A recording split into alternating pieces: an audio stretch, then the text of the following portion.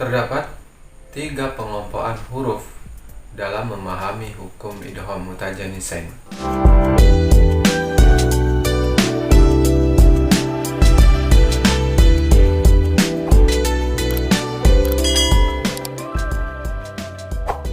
Assalamualaikum warahmatullahi wabarakatuh, sahabat santri. Melanjutkan materi sebelumnya terkait pembahasan tentang idgham muaksam atau macam-macam idgham. Pada video kali ini kita akan membahas tentang hukum idgham mutajanisain. Terdapat 3 pengelompokan huruf untuk bisa memahami hukum idgham mutajanisain, yakni huruf-huruf yang memiliki jenis yang sama meskipun memiliki sifat yang berbeda. Cara membaca hukum idgham mutamasilain ini sebagaimana hukum idgham, yakni memasukkan huruf satu kepada huruf yang berikutnya, sehingga memungkinkan pada hukum idgham mutajanisain terdapat beberapa huruf idgham mutajanisain yang kehilangan sifatnya, seperti sifat qalqalah, hamz, dan lain sebagainya, serta perlunya pencermatan yang mendalam bagi sahabat santri untuk memahami huruf-huruf idgham mutajanisain sehingga menyebabkan terjadinya hukum idgham mutajanisain. Ingin tahu lebih banyak? Yuk simak bersama penjelasan berikut.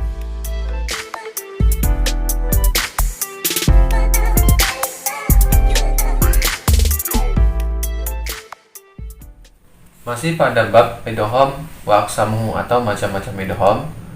Pada kali ini kita akan membahas tentang hukum idgham mutajanisain. Seperti biasa, kita akan membahas dulu definisinya. Yang pertama adalah idgham, artinya adalah memasukkan.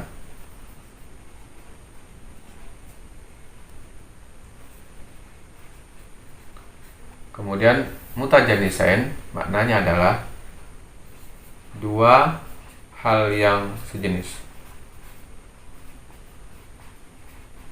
Nah, jadi idgham mutajanisain adalah memasukkan dua hal yang sejenis. Sejenis bagaimana maksudnya? Bahwasanya nanti sejenis hurufnya yaitu memiliki jenis yang sama, yaitu atau makhraj yang sama, meskipun nanti sifatnya yang berbeda-beda. Jadi secara istilahnya idgham mutajanisain memiliki makna memasukkan huruf yang pertama kepada huruf yang kedua, yang mana antara huruf yang pertama dan kedua ini memiliki hubungan yang sejenis atau makhraj tempat keluarnya yang sama. Nah, bagaimana terjadinya hukum idgham mutajanisain, yaitu manakala ada huruf idgham mutajanisain bertemunya huruf mutajanisain pada huruf yang pertama dan kedua. Adapun huruf mutajanisain sendiri dibagi menjadi 3 kelompok. Yang pertama adalah hurufnya, kelompok yang pertama yaitu huruf ba dan mim. Kemudian kelompok yang kedua yaitu huruf ta, kemudian huruf po, dan huruf dal. Dan kelompok yang ketiga yaitu huruf sa, huruf za, dan huruf zo. Nah, jadi huruf idgham mutajanisain itu ada 8 ini, yaitu ba, mim, ta, to, dal, kemudian sa, zal, dan zo. Dibagi menjadi 3 kelompok ini karena 3 kelompok ini disesuaikan dengan makhraj atau jenisnya. Kita ketahui ba dan mim memiliki makhraj yang sama, yaitu syafatain. Kemudian huruf ta, to, dan dal juga memiliki makhraj yang sama, terletak di lisan, tepatnya pada ujung lidah bertemu dengan pangkal gigi bagian atas. Ini untuk ta, to, dan dal. Jadi dia punya jenis yang sama atau makhraj tempat keluar yang sama. Kemudian sa, zal, dengan zo ini juga memiliki makhraj yang sama-sama di lisan, cuman kalau di sini terletak di pangkal gigi, di sini terletak di ujung gigi seri bagian atas. Sa, za, dan zo. Nah, ketiga kelompok inilah yang nanti akan menentukan terjadinya hukum idgham mutajanisain. Jadi misalnya ba bertemu dengan mim, kemudian ta bertemu dengan to, mungkin dengan dal. Baiklah, kita berikan contoh di sini untuk kelompok yang pertama, yaitu huruf ba dan mim. Jadi idgham mutajanisain akan terjadi manakala ada huruf ba yang bertemu dengan mim, dengan syarat ba yang pertama berharokat sukun, kemudian huruf mim berharokat hidup. Ini contohnya. Sini ada lafadz irkab di kalimat pertama, kemudian ada lafadz ma'ana. Di sini kita ketahui ada ba berharokat sukun, kemudian mim berharokat hidup. Nah, maka ini menjadi salah satu syarat terjadinya hukum idgham mutajanisain. Nah, idgham mutajanisain yaitu memasukkan dua huruf ini yang satu jenis antara huruf ba dengan mim, sehingga membacanya adalah huruf ba ini dimasukkan kepada mim. Jadi ba-nya tidak terbaca jelas. Di sini terjadinya atau idgham kamilah. Jadi diidghamkan idgham secara sempurna. Jadi membaca menjadi irkam ma'ana, ya. Jadi suara ba dimasukkan menjadi kepada mim. Jadi seolah-olah ba ini tidak ada, dihilangkan. Dia membaca menjadi irkam ma'ana, ya. Jadi ba ini tidak terbaca. Ini yang saya sebut bahasanya nanti sifat dari, kita ketahui ba ini adalah huruf qalqalah. Jadi sifatnya tidak terbaca karena dia diidghamkan masuk menjadi huruf mim. Harusnya terbaca irkab ma'ana, tapi itu salah dalam pembacaan hukum idgham mutajanisain. Karena menjadi hukum idgham maka ba masuk dalam mim sehingga bacanya irkam ma'ana. Atau bisa dikatakan huruf ba di sini menjadi tasdid pada mim. Kemudian pada kelompok yang kedua, di sini ada huruf ta, to, dan huruf dal. Nah, di sini ada contoh dua kalimat, yaitu lafadz ujibat. Sini kalau kita baca sesuai dengan sifatnya, ujibat da'watukuma di kalimat yang kedua. Jadi ada dua kalimat di sini. Nah, sesuai dengan ketentuan, jika ada huruf ketiga ini bertemu untuk huruf ta, to, dan dal ini, ketika mereka saling bertemu, meskipun dibolak-balik, tak ketemu to, ketemu dengan ta, dal ketemu dengan ta, kemudian dal ketemu dengan to, itu ini sama, ujungnya dari ta ini bertemu dengan ini. Jadi ini bisa bertemu dengan sini atau sebaliknya, atau ta ini juga bisa bertemu dengan dal atau sebaliknya. Yang tidak bisa itu to bertemu dengan dal. Jadi kalau ta bertemu to, ta bertemu dal, itu bisa dan dibolak-balik.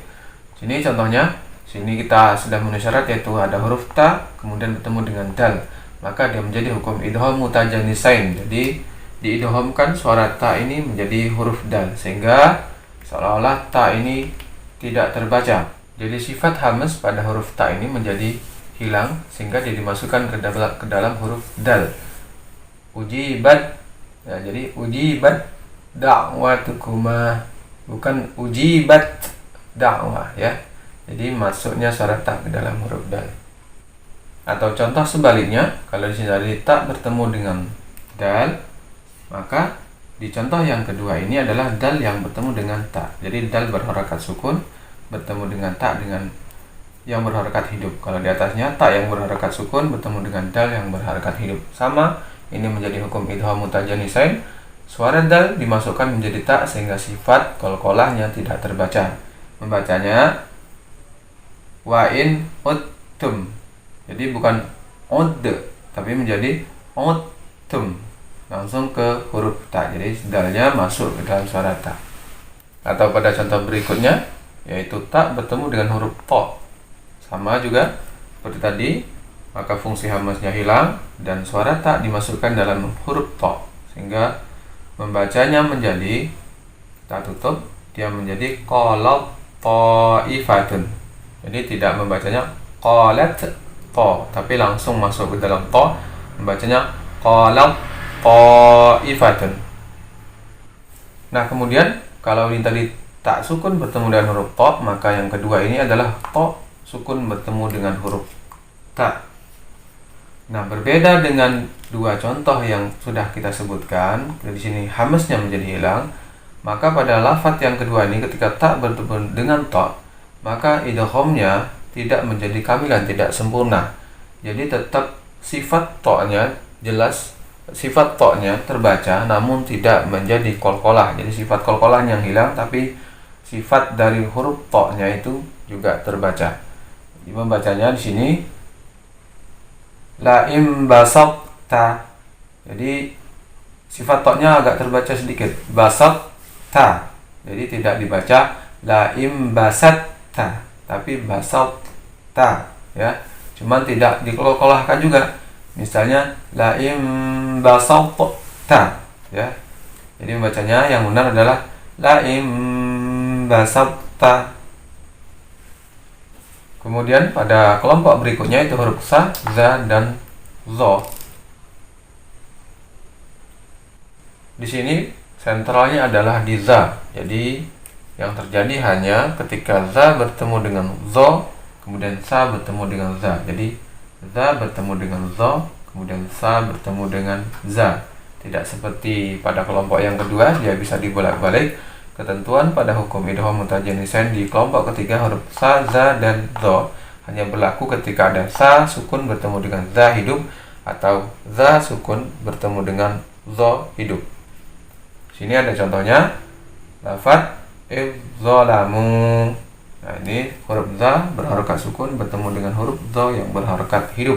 Maka suara za dimasukkan ke dalam zo sehingga membacanya idzalamu. Tidak boleh idzalamu, tapi langsung ke makhraj zo. Bacanya seperti ini. Seperti ditutup, bacanya menjadi idzalamu. Dan berikutnya pada huruf sa bertemu dengan za. Sini terdapat contoh yalhas dan kalimat berikutnya ada zalika. Di sini kita lihat huruf sa berharokat sukun, kemudian za yang berharokat hidup. Di sini berharokat fathah.